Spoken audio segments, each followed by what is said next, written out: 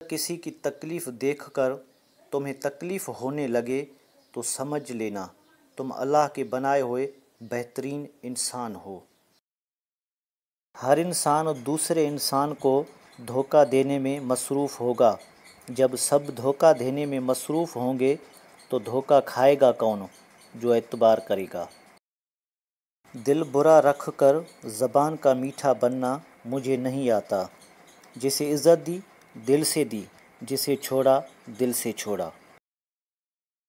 Sir उठा के जीने की कीमत अदा करनी पड़ती है, जबकि सर झुका के जीने का मुआवज़ा मिलता है।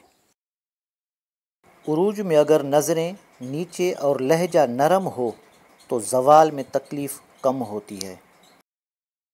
विर्द आपको मज़बूत बनाता है, खौफ आपको बहादुर बनाता है और दिल का टूटना आपको अक्लमंद बनाता है।